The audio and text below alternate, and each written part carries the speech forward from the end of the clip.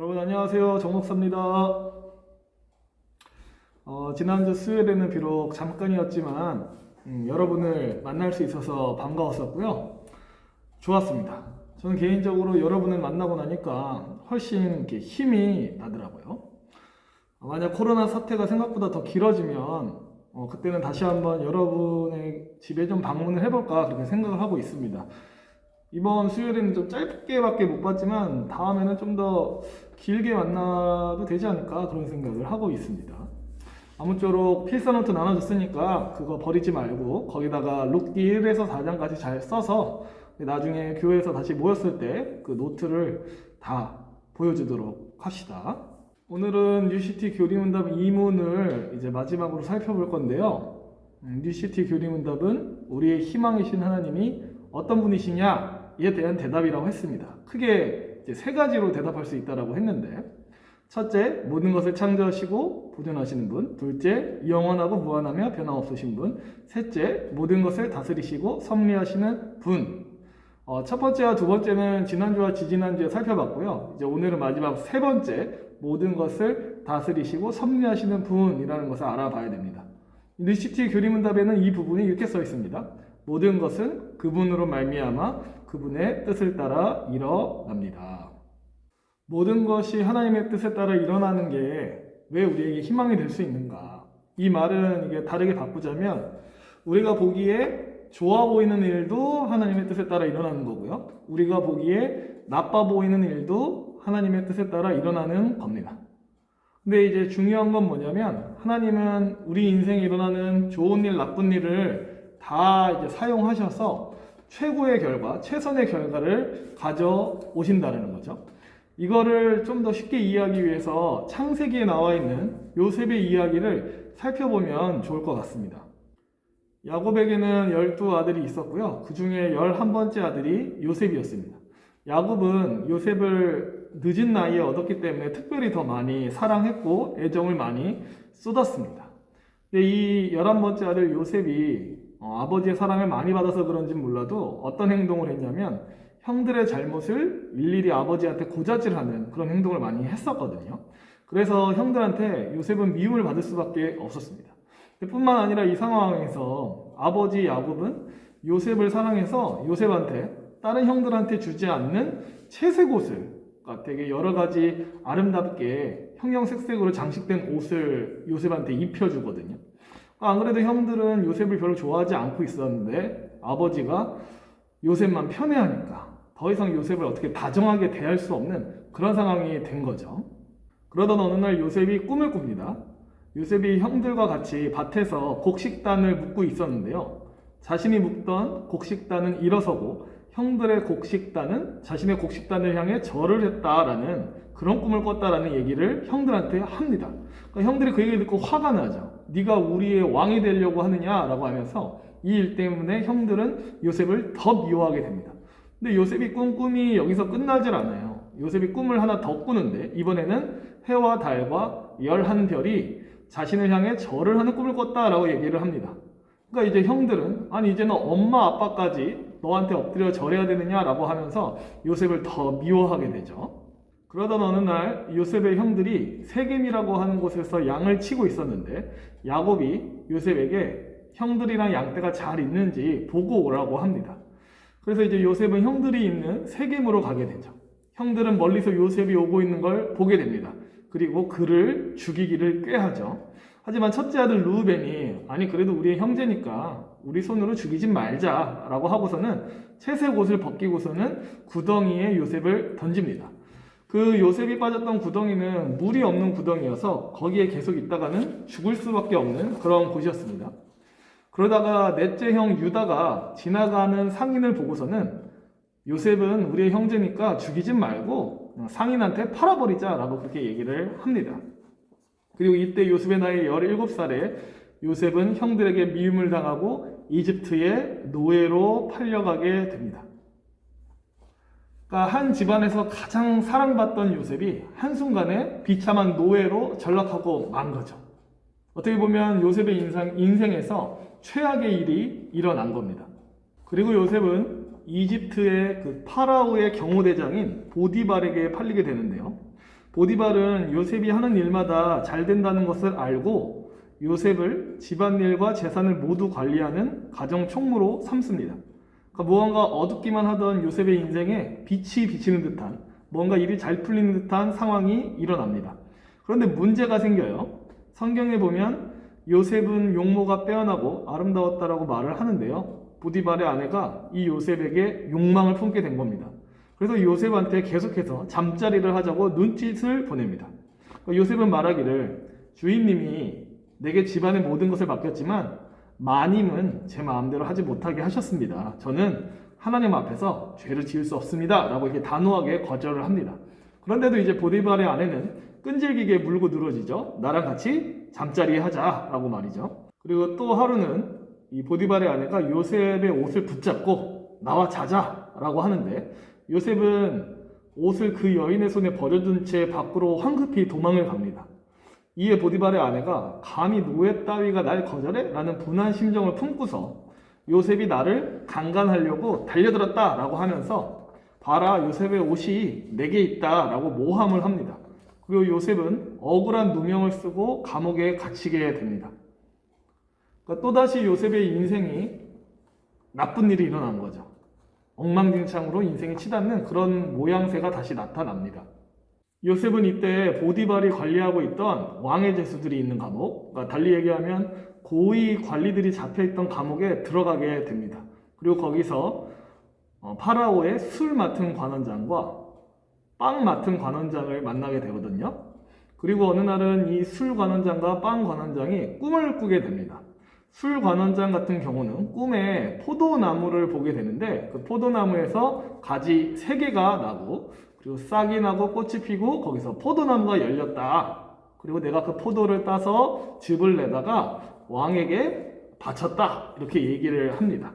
그리고 요셉은 이제 그 꿈을 해몽해 주죠. 3일 후에 술관원장은 본래의 직위로 복직하게 되고 다시 왕에게 포도주를 바치는 일을 할 수 있을 것이다 라고 얘기를 합니다. 그리고 빵관원장 역시 꿈을 꾸게 되는데요. 빵관원장은 꿈에 이제 자기의 머리 위로 빵이 들어있는 바구니 3개를 이고 가게 되는데, 하늘에서 새가 날아와서 그 바구니에 있던 빵을 다 쪼아 먹었다 라고 얘기를 합니다. 요셉이 이 꿈을 해석해 줍니다. 사흘 후에 빵관원장은 처형을 당해서 죽게 될 것이고 당신의 시체를 새들이 와서 쪼아 먹게 될 것이다 라고 얘기를 합니다. 그리고 정말로 요셉이 해몽해 준 대로 사흘 후에 술관원장은 본래 자신의 직위로 복직하게 되고요. 빵관원장은 처형을 당하게 됩니다. 그리고 술관원장이 자신의 본래 자리로 복직하게 될 때 요셉이 부탁을 하죠. 나는 억울하게 이곳에 잡혀와 있는 사람이다. 다시 파라오 왕에게 돌아가거든 감옥에 요셉이라고 하는 억울한 청년이 있다 라고 얘기 좀 해달라 라고 부탁을 합니다. 여러분 생각에는 어떠세요?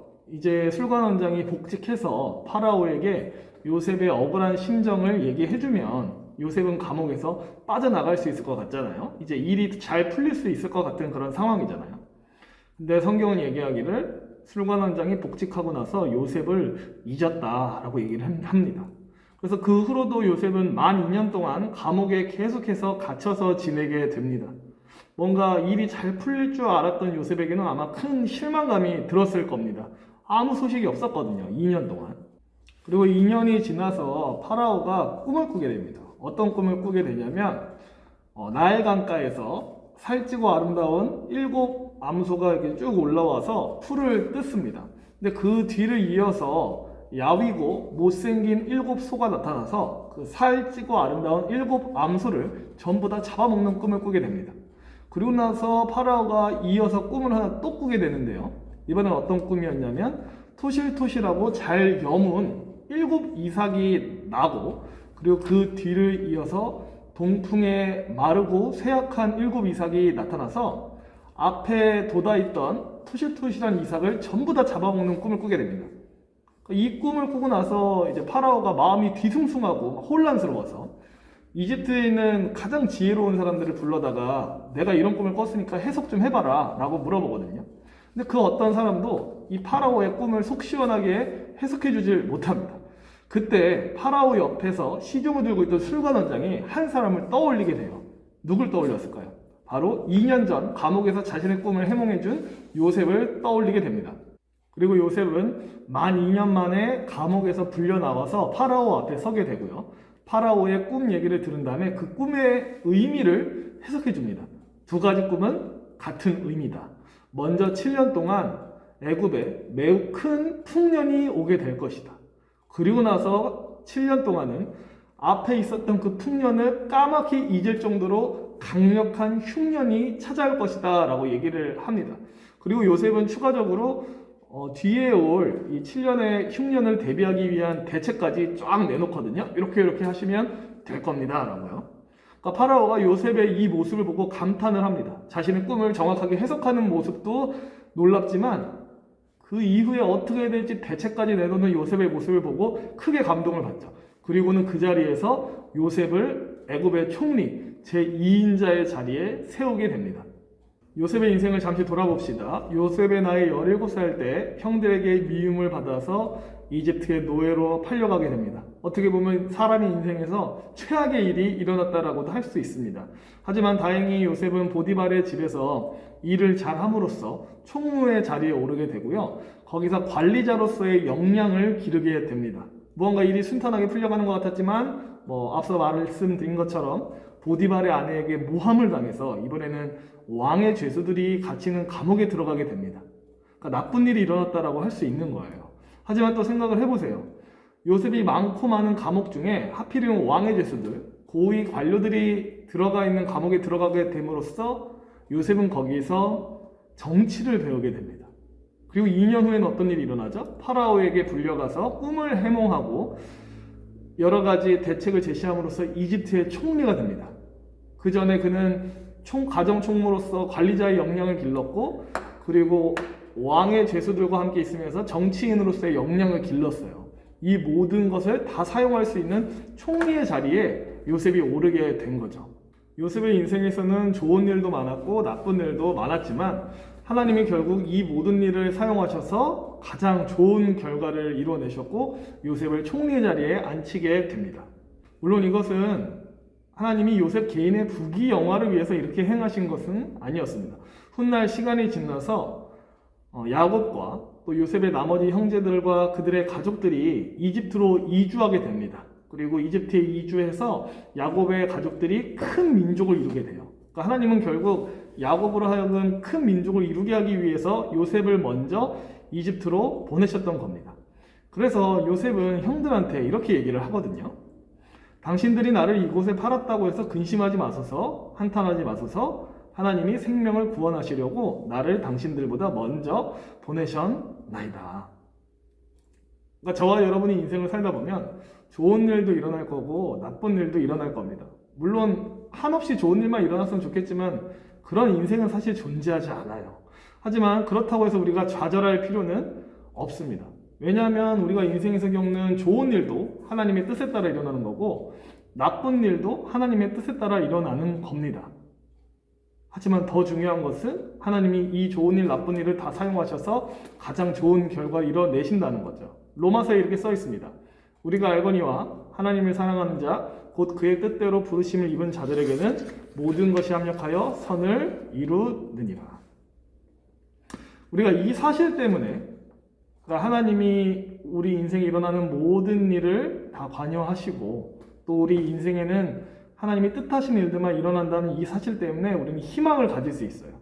당장에는 나쁜 일인 것 같아도 하나님이 이 모든 걸 사용하셔서 최선의 결과를 가져오실 거라는 걸 우리가 알기 때문에 우리가 그 가운데서도 좌절하지 않고 희망 가운데 살아갈 수 있는 겁니다. 그러므로 여러분 하나님께 희망을 두시길 바라요. 인생에서 그 어떤 좌절스러운 일이 일어나도 하나님께 희망을 두시고요. 인생에서 굉장히 만족스럽고 좋은 일이 일어난다고 하더라도 오직 하나님께만 희망을 두시길 바랍니다. 하나님은 우리가 희망을 걸어도 될 만큼 선한 분이시고 지혜로우신 분이시고 가장 좋은 것들을 우리에게 주기를 기뻐하시는 분이십니다. 그래서 저와 여러분 모두가 우리 인생에 일어나는 모든 일을 주장하시고 계획하시고 이끌어 가시는 그 하나님께 희망을 둘 수 있는 그런 복된 사람들이 될 수 있었으면 좋겠습니다. 우리 이렇게 뉴시티 교리문답 미문 다 살펴봤고요. 우리 다음 주에는 이제 산문을 함께 살펴보도록 하겠습니다. 한 주간도 우리 계속해서 코로나 조심하시고요. 집에서 안전하게 보낼 수 있는 여러분 되었으면 좋겠습니다. 그럼 다음 주에 봐요. 빠이.